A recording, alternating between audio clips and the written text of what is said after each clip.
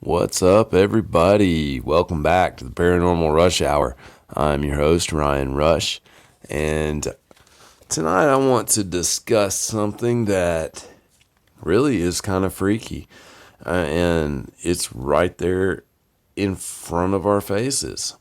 This is actual, tangible, concrete proof, pun intended, of a global totalitarian internationalist elite secret society. I mean, that's basically admittedly what it is. And you'll see what I'm saying when I get more in depth into this episode on the Georgia Guidestones.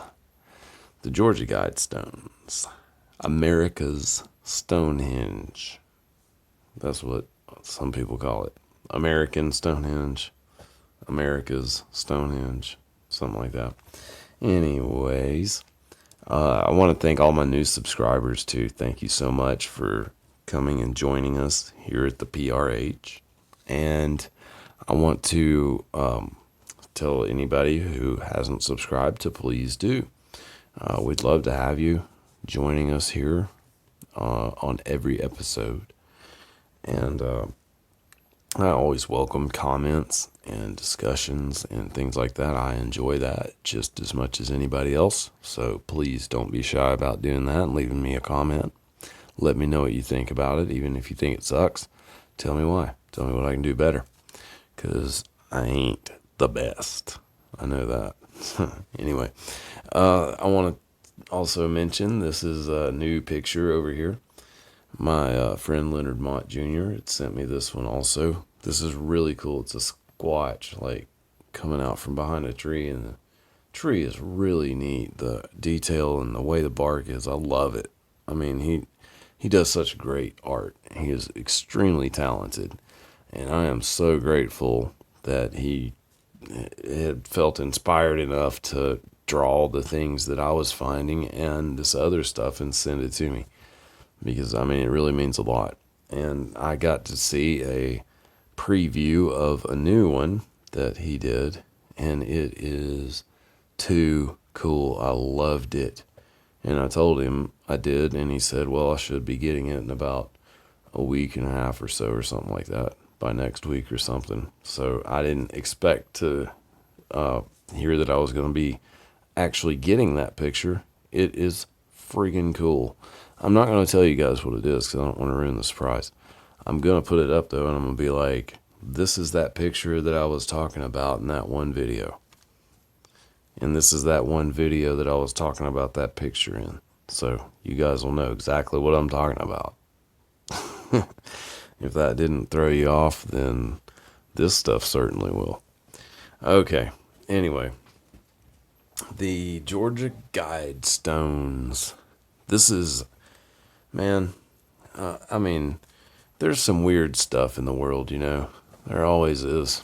And this is one of those things that just, you can't deny that something strange is involved. I mean, some strange group is involved with this. And you'll see what I'm saying.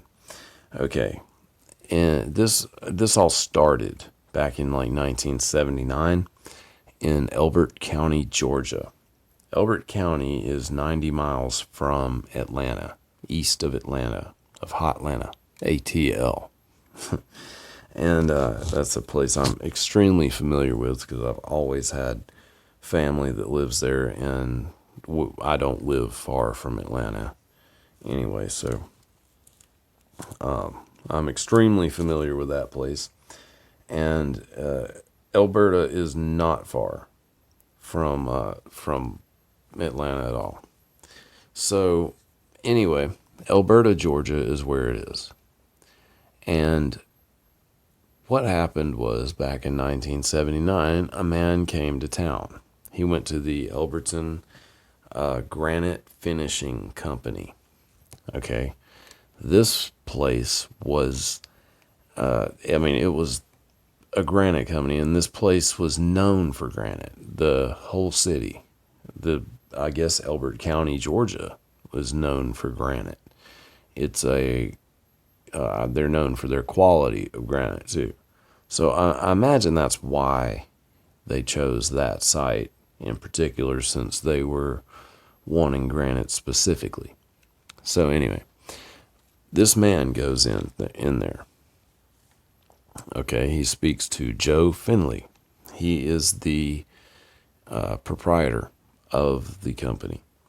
The man who walks in is named R.C. Christian.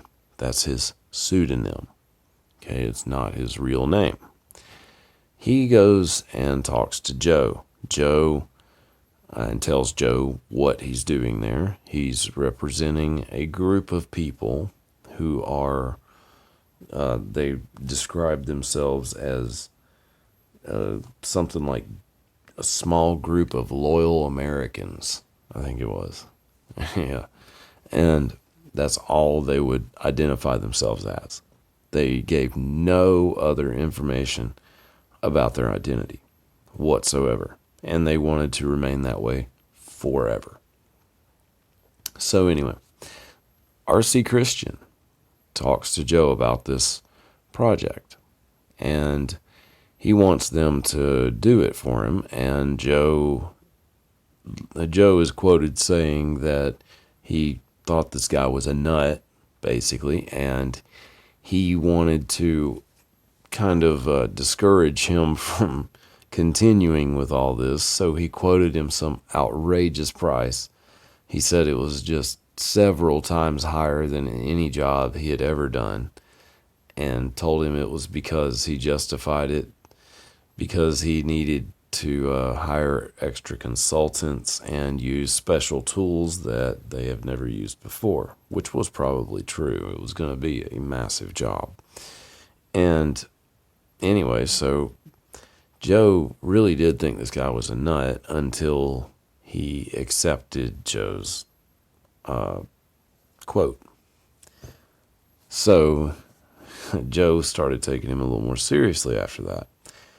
And he asked him who a trustworthy banker in town would be to point him in the direction of a good, trustworthy banker. So Joe sends him down to Wyatt Martin. Wyatt Martin was a banker in town, and R.C. Christian goes to see Wyatt Martin. Wyatt Martin thinks the same thing that Joe thought.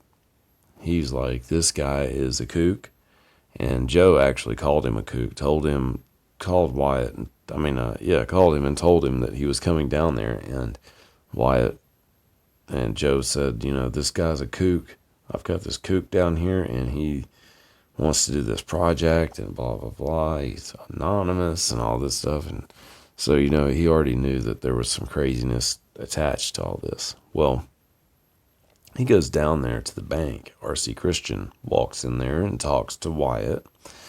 And Wyatt, of course, has this impression too. So R.C. tells Wyatt that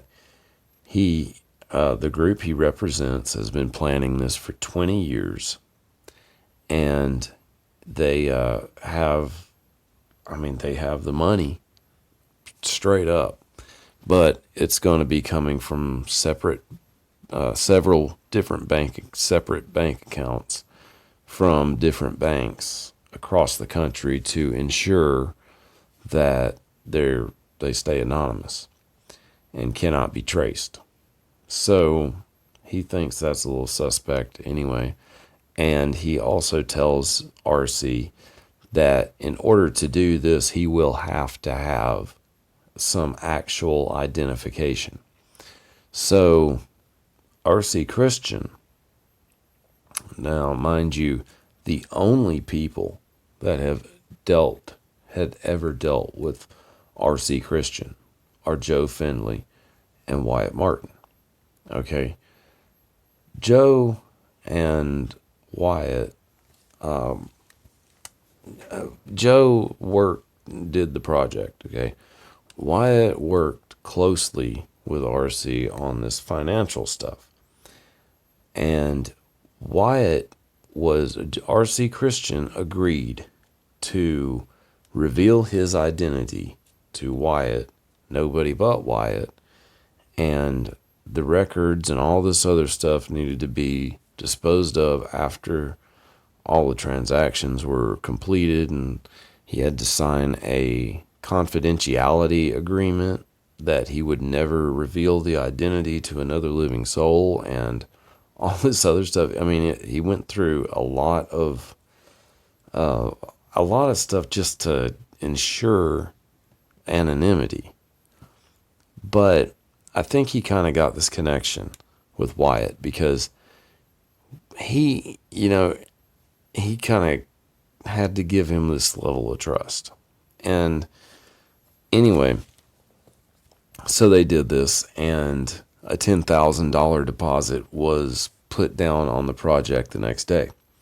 So Joe and Wyatt take RC Christian to go find some property to do the project on. They go and find the highest point in the county. I believe it's the county. I mean, I know it's the county. I don't think it's the state or anything, but the highest point in Elbert County. And they find this, and he purchases 5 acres from a man named Wayne Mullinex. Okay, the 5 acres was part of Wayne's farm. Wayne was given, and his children, Wayne and his children, were given exclusive grazing rights on the property for the remainders of his and his children's lifetime. So they had lifetime rights for their cattle to graze on the Guidestone property for life. So basically they weren't out anything except technical ownership of the land. And anyway, so they bought the land from him, and Wayne was also allowed to do the foundation work on the project. He laid the foundation for it. So you've got these guys working with him, with RC. After the land deal, okay, RC took a scale model of the actual monument that he wanted done, along with 10 pages of specifications that needed to be completed. Okay, the thing they wanted this to be the whole structure would function as a calendar, clock, and compass. They also wanted it to be capable of withstanding catastrophic events. Okay, they wanted something that was not going to fall over if major earthquakes and crazy EMPs and whatever else happens to Earth, comets, asteroids, whatever.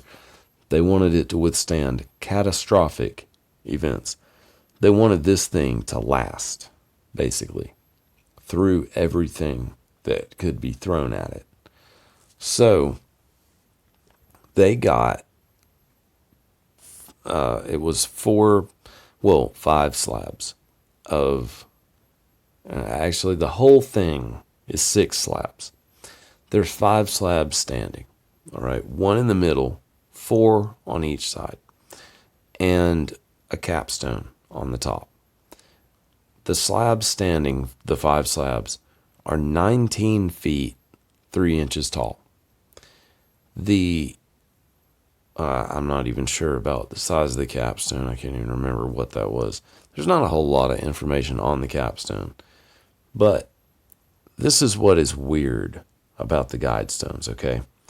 They are inscribed with 10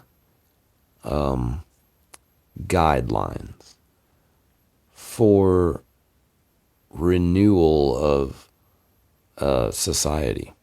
I guess like a broken society. These guidelines completely align with the, or what's reported to be the Illuminati's agenda, the New World Order agenda. These guidelines completely align with those ideals. Okay, I mean, it's freaky. I'm not kidding you. The things that this stuff says, it's not cool at all. Okay, but we'll get into that. All right, this inscription. Okay, it's written in 8 different languages, 8 different modern languages: English, Spanish. Sorry,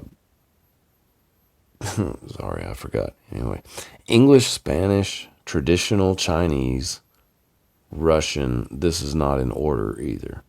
I know if you go in order, it's something like English, Spanish, Swahili, Arabic. I'm trying to think, there's something else. I'm missing one. I probably wrote it down somewhere. Knowing me, guys, I've written it down somewhere, and I don't know exactly where it would be. That's how I am with all this stuff. Anyway, I know I had to have, and I'll find it. But I know that those were 4 of the languages that they were written in. But anyway, the Elberton Granite Finishing Company. I'll get back to the other ones when I find them. This is crazy. I can't believe I can't find where I would have written that down. That seems important, doesn't it? Anyway, I know traditional Chinese and Russian is another one. So I think I'm just missing one, actually. I don't know. I can't find where I wrote it down. Sorry. Anyway, okay, let's get back to this. All right, so he commissioned this project. It was this 20-foot, massive 20-foot structure. And it had all this astrological and astronomical stuff that had to be done to it, to where it could be an accurate timekeeping and calendar, compass, whatever device. I mean, this thing is it is very accurate. It's completely accurate. The North Star is always visible through a certain hole in the center, I think. And sunrise, solstice, the sunrise solstices align with the sunrise. The winter and spring solstices will align with the sunrise in certain holes on 2 of the slabs also. There's a lot of cool stuff like that. And the way the sun will hit, it's like a certain period that shows you the days, and it's basically a sun calendar, and it's completely functional, and it's totally accurate from what I remember. So that's another interesting thing. But on March 22nd, 1980, they were finished and unveiled before an audience of, I've heard, 100 to 400 people. For some reason, that's weird too, because that's a pretty big margin there, pretty big gap. 100 or 400, I don't know. Anyway, but no one ever figured out who it was that did this. And after R.C. Christian gave them the specifics and all that stuff, he said that would be the last time either of them would ever see him.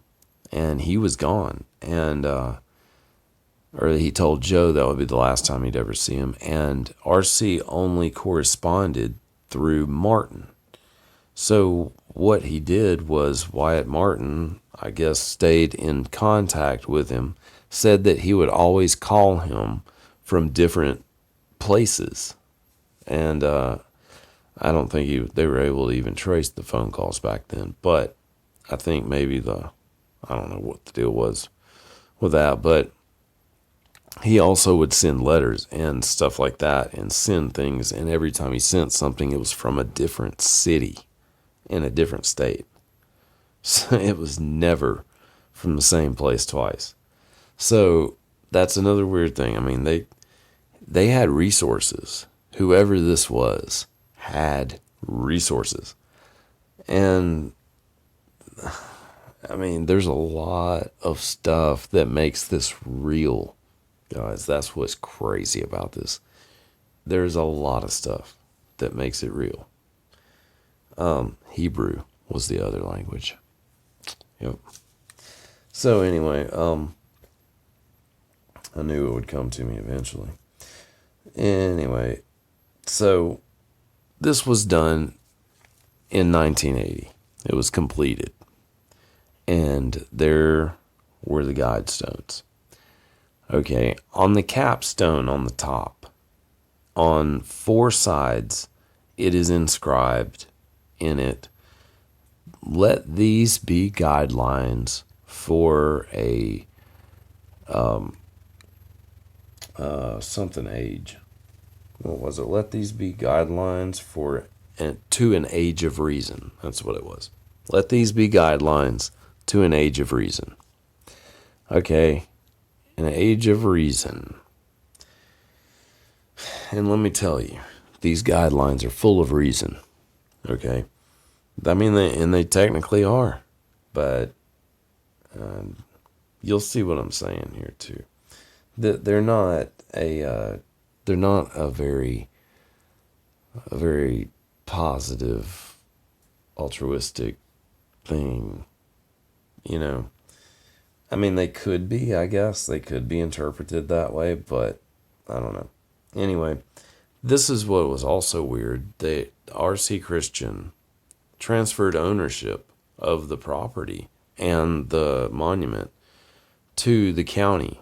So the county has maintained this monument basically ever since it was unveiled.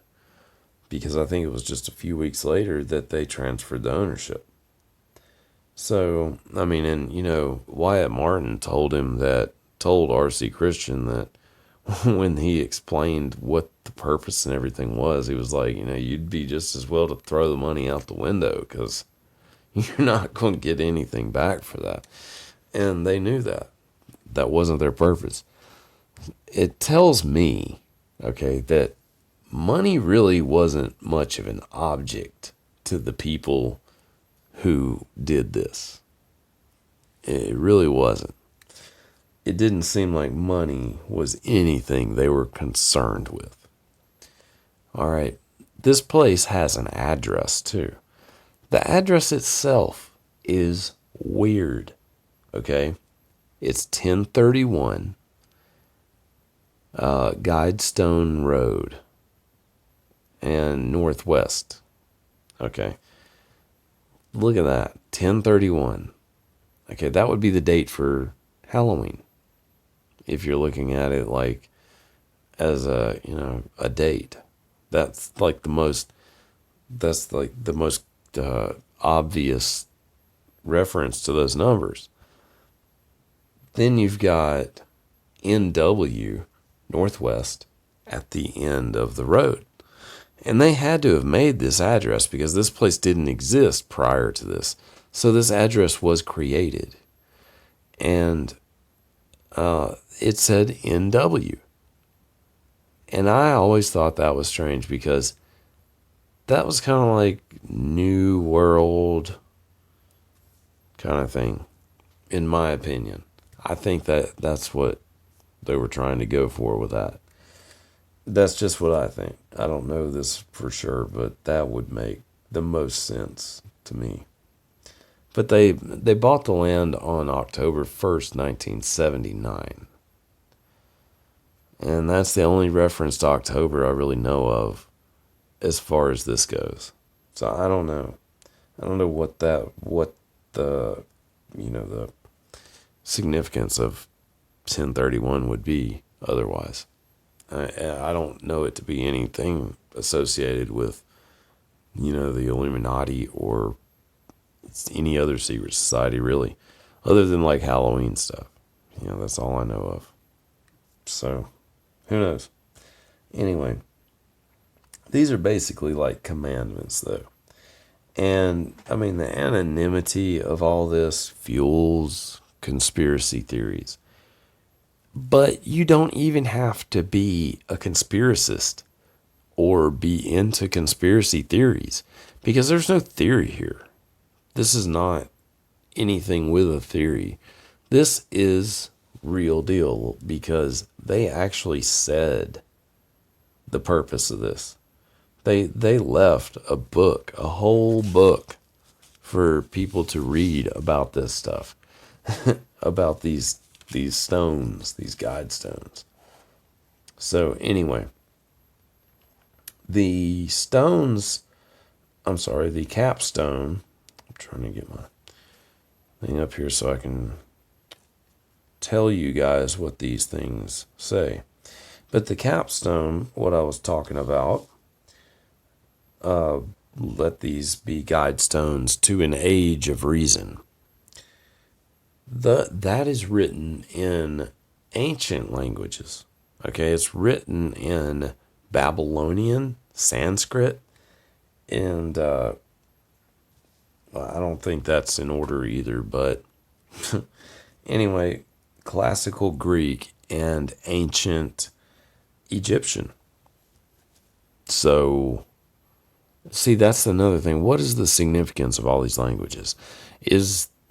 I don't know why that those would be the languages it's written in, and the other languages would be 8 languages, which are completely different. They're totally different languages. None of these are the same on the capstone or the other ones. So I don't know what the whole thing is with it involving that specific number and those specific languages. That's a weird thing too to me. It has to have some kind of significance, because I doubt they just picked random languages. There has to be some reason for that. But anyway, it is strange. Now, if you look at these these theories and mysteries surrounding the guide stones, R.C. Christian, a lot of people think that R.C. Christian has to do with Rosicrucians.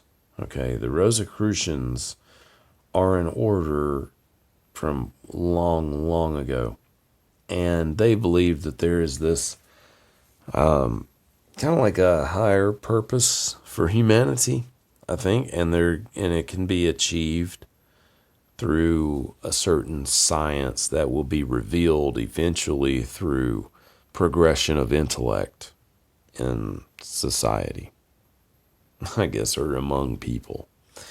Once our intellect gets to that point, we'll know what they're talking about.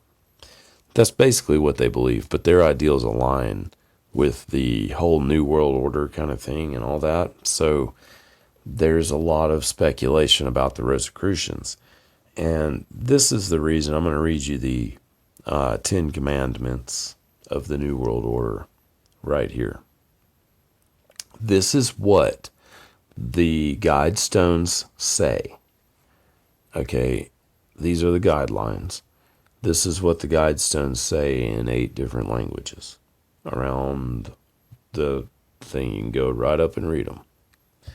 Okay, it says, to maintain humanity under 500 million in perpetual balance with nature.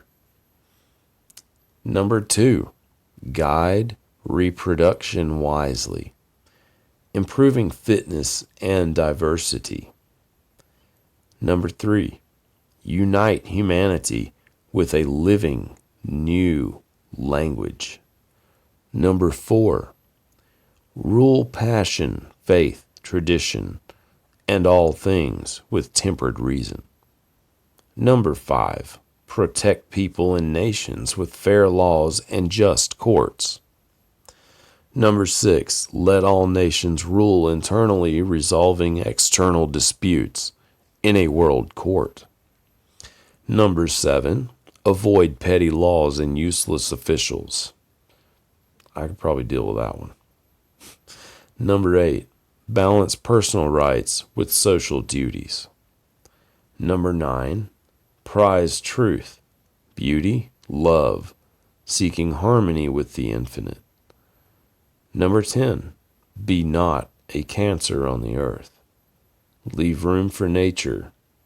Leave room for nature.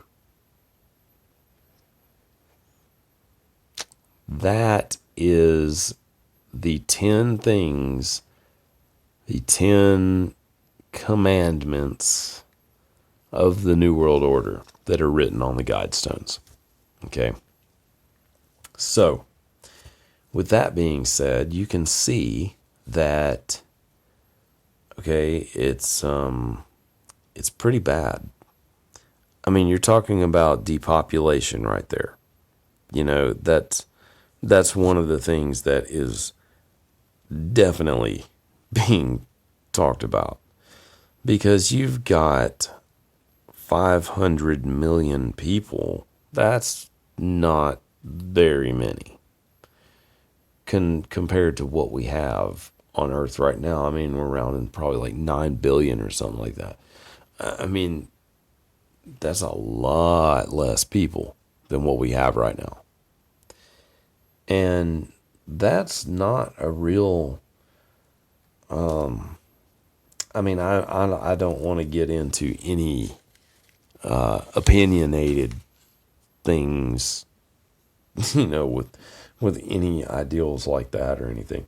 I'm just talking about what it sounds like to people.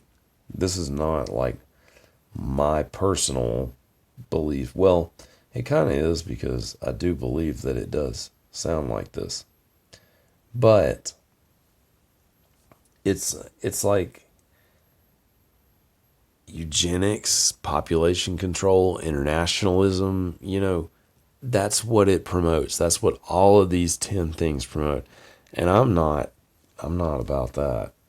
Most of that stuff, especially eugenics, you know, that's basically what it is. And it's not a good thing to start promoting. But anyway, in 2008, people don't like this either. All right, there's a lot of people that don't get down with the Guidestones. In 2008, okay, it was vandalized. And that was like the first major vandalism that had occurred on the Guidestones. And it was like a graffiti kind of thing, you know. It was vandalized with spray painted like stuff like "You will not succeed" and "F the NWO" and "Death to the NWO," all that kind of stuff. That's what it was all, you know, that's what they were painting on the thing. And they also used like a polyurethane paint, which it's extremely hard to get off. Somehow I think they did get it off and clean it up though. But that was the first serious act of vandalism. And then in 2014, it was vandalized again. And this was in September 2014, vandalized with graffiti. It said, "I am Isis, goddess of love." Somebody wrote that on there. I don't know why or whatever. But anyway, this is weird, okay? And it gets weirder too. I mean, what really gets weird is, I don't know. You know, they wanted this to withstand catastrophic events. The era that this was created in was very, very close to the Cold War, you know, and people were very used to the idea that there was a possibility of catastrophic events that could occur because we had nuclear war being threatened for a long time. And people came to the realization that things could very well go south. And they wanted these, whoever this group is, wanted these guidelines there to be there for whenever whatever happens to take out society. They wanted it rebuilt in the way that they saw that it should be. They wanted that to withstand, because they haven't placed our Bill of Rights in stone. And made a monument out of it that I know of. The Constitution and whatever, it's there, but it's not like, okay, we've gone to great lengths to preserve our ideals in case society falls. That's what these people have done. They're all about it, man. So, this is serious. They went through some trouble to get this thing put up and to have it last, because they have been maintaining this thing for like 35 years now. Or no, longer than that now. Way longer than that. Almost 40 years. It is 41 years. Yeah, because it was unveiled in 1980. So how about that? That's crazy. So last month, it was 41 years ago that this thing has been put up. It's a long time. There's also another plaque in the ground, and it's like inset level with the ground. And it's like an explanation plaque kind of thing. It's really weird, because it says some strange things on it. And that's where this time capsule is supposed to be. Or supposedly, that's where it is. But people have speculated on this time capsule actually being there, because the dates are left blank on it. There's no date on either of the when it was put in or when it's supposed to be opened. So there's no telling if it's actually there or if it's just another thing that they just put there. There's a lot of weird things on it too, because they used a pseudonym, or they actually put the word pseudonym on there and misspelled it too. It ends with an N, pseudonym.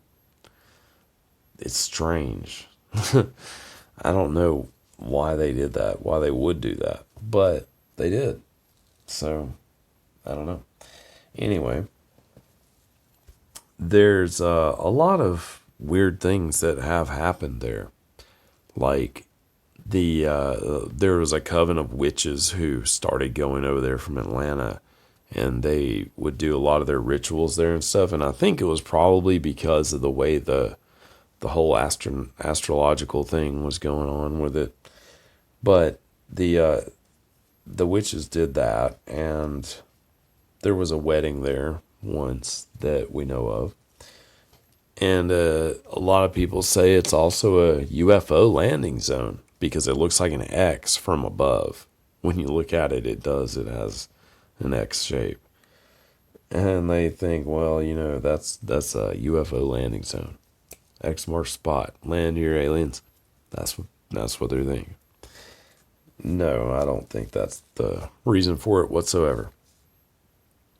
I'm pretty sure the reason for it was given to us by the people who actually had it put up themselves. And it was put in a book called the Georgia Guidestones Guidebook. It's a pamphlet that was produced by the Elberton Granite Company. And it was basically a book that was put out by it was published by the Granite Company, but produced. It was actually written and authored by the group that put the Guidestones there. And what they wrote in the book is basically they explained why they put the stones there and what they believe will happen in order for people to need to use them as guidelines. That's pretty much what it said. And they intended for the monument to outlast, all things that could possibly occur, so that their ideals are the ones that will be put to use to shape a future society, and the face of a catastrophic apocalyptic event. But, I mean, it is strange, the stuff that they say about it, because the book itself, it has a picture of the Guidestones on it, and I'll add some pictures on the end of this. I'll try to remember on the end of the video. And it says, "When man reawakens, let him behold." And then at the bottom of the picture of the Guidestones, and this is the cover of their book, it says that at the top, and then at the bottom it says, ellipsis points, the Georgia Guidestones. So, I mean, it looks pretty wild. But it says, they say in it, "It is very probable that humanity now possesses the knowledge needed to establish an effective world government.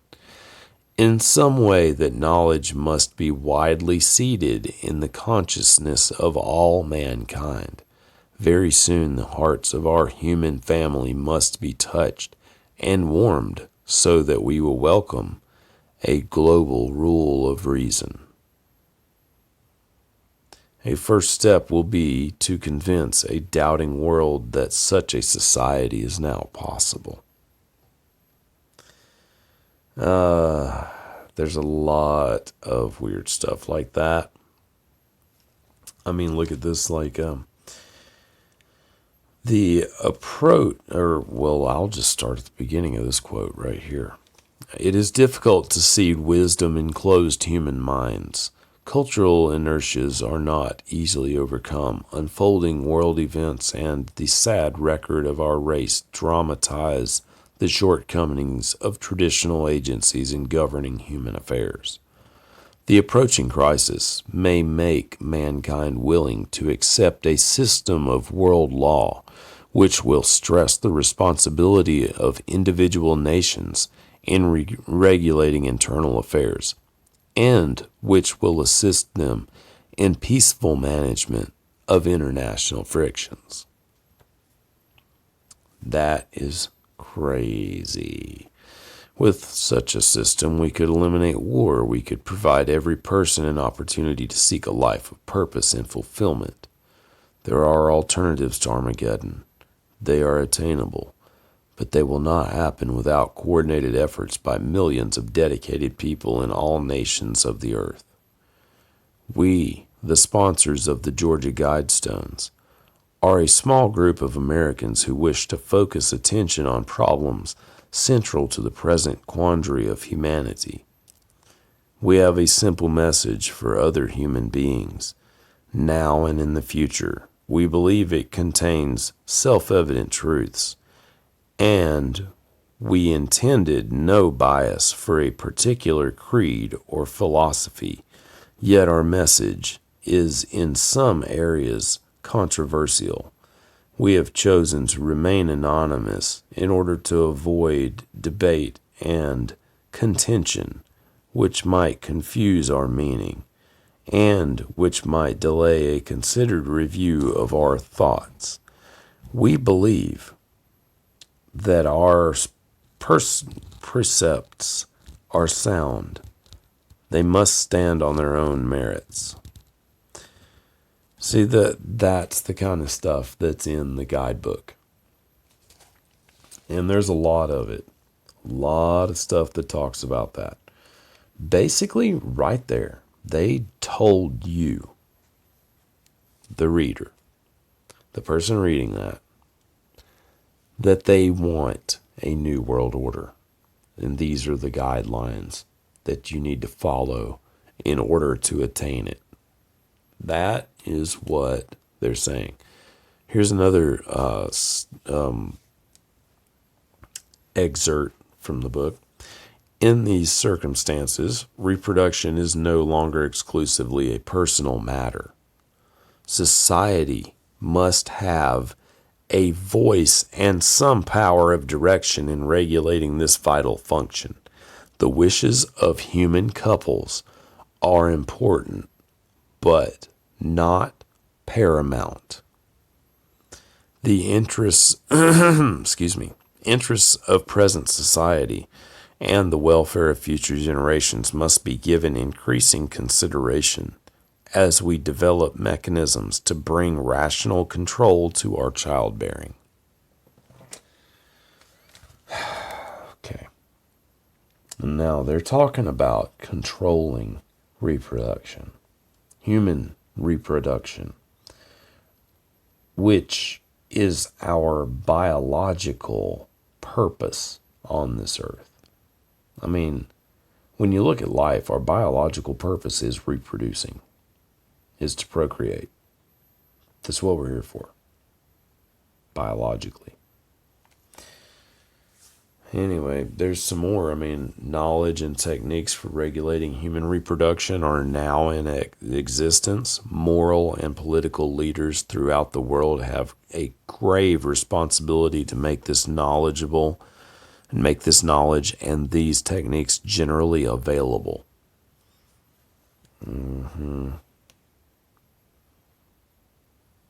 This could be done with a fraction of the funds which the world now devotes to military purpose. In the long run, diverting funds into this channel could do more than anything else to reduce the tensions which lead to war.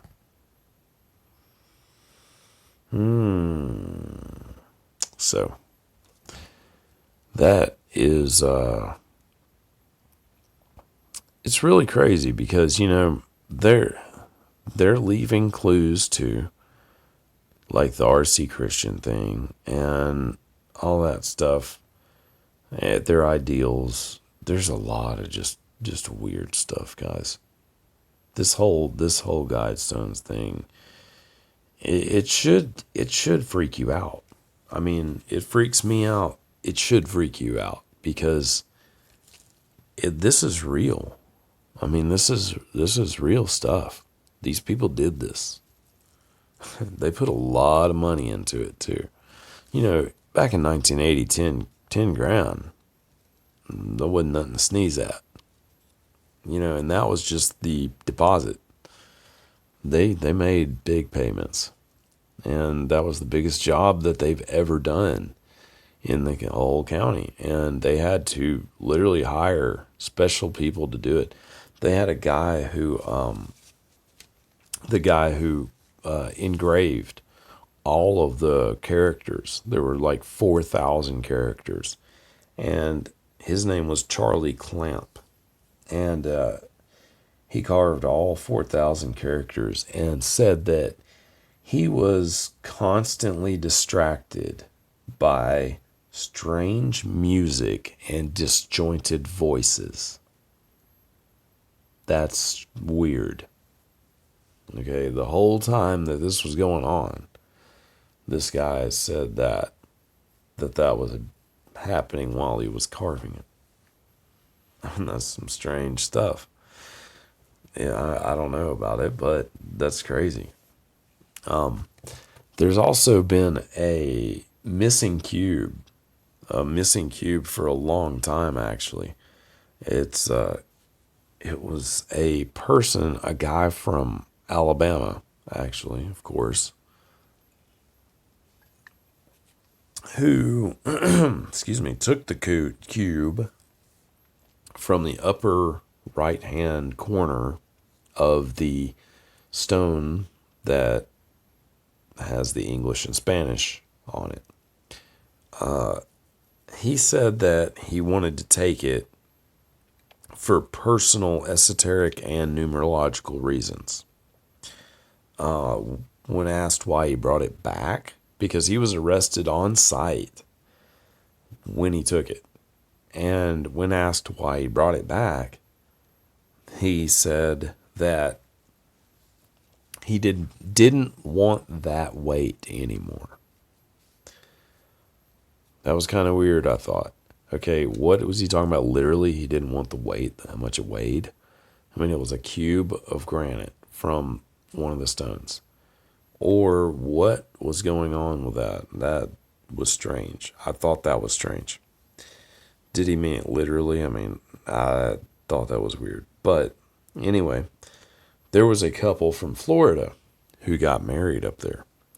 They had a cube inscribed because they knew a piece of it was gone. And they had a cube inscribed with numbers on it, 2014. Then there was also a 16 and an 8 and something else. And there were like, every side had something on it. And then there was an MM and a JAM. Okay. The MM stands for Michael Massanelli and his wife, which is like Jennifer Ann Massanelli or something like that. And they got married up there at the site in 2013. The numbers on, and this was like some big mystery, this stone. A lot of people were like speculating about it, saying that the group was still maintaining it and they were doing some other weird, cryptic stuff. And it turns out that it was these people who did this, and they just had it cut to fit into the slot. And they had two of them made. One of them was identical, but a city employee, a county employee, actually took the cube that they put up there on their wedding day, which the dates, the numbers on it were dates that were actually supposed to represent their, what will be their first wedding anniversary the following year. The day of their wedding, So anyway, that's what that was. They did not get any criminal charges because nothing was damaged and no one was harmed. But the county did come and take the stone out. And there's videos on YouTube that you can see of them taking a hammer and a chisel and busting it up and then handing out the pieces of the stone to the bystanders, the people, standing around recording it. So that was pretty weird. But the people were speculating about that thing for a long time. They were thinking something crazy was going on with it. My thing about that is, how did this guy from Alabama get that off of there? Because that caps, without removing the capstone, because that capstone is sitting on this granite. Was it just not sitting on this one part and he could just pop that right off of there or something? And these are thick. He had to cut that out of there, and that was not an easy job. I thought that was just kind of weird. I really did. I thought there would have been an easier way to get some of it to like an easier spot. I just thought that was strange though, with the capstone being there. Why would you pick the spot where it's underneath the capstone and not the spot where it's just completely exposed? That makes no sense to me. So that's why I still think there's something fishy about the whole reason that it was taken out to begin with. I don't know what it would be, but they say that the guy who actually was busting up the little cube, he said that they do have the original piece.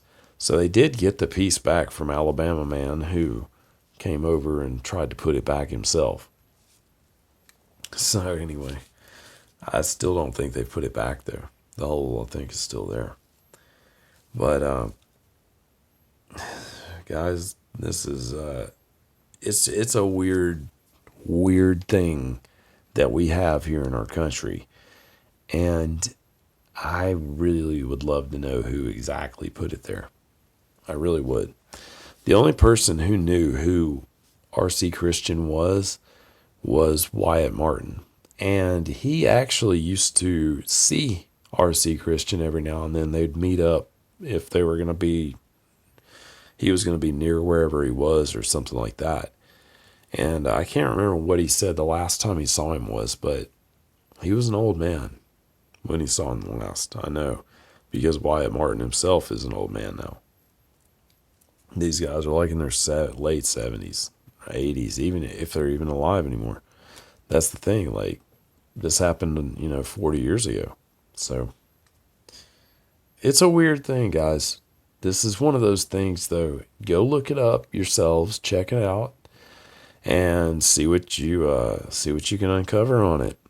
I'm just giving you an idea of what was going on with it. Anyway, I can tell I've talked a lot about this. My voice hasn't been doing great lately anyway because of all this crazy pollen we've got here right now. So please bear with me with it. I'm sorry. I apologize. I know it's like trying to go out on me. So anyway, I'm going to go give it a break. And I guess that's about it. I really appreciate all you guys watching, and let me know what you thought about all this, and let me know if you're for the New World Order or down with the NWO. Me, personally, I'm with the NWO. Poop on them. All right. I'll be back with you guys really soon. Till then, please stay safe and take care, and I'll see you guys latest.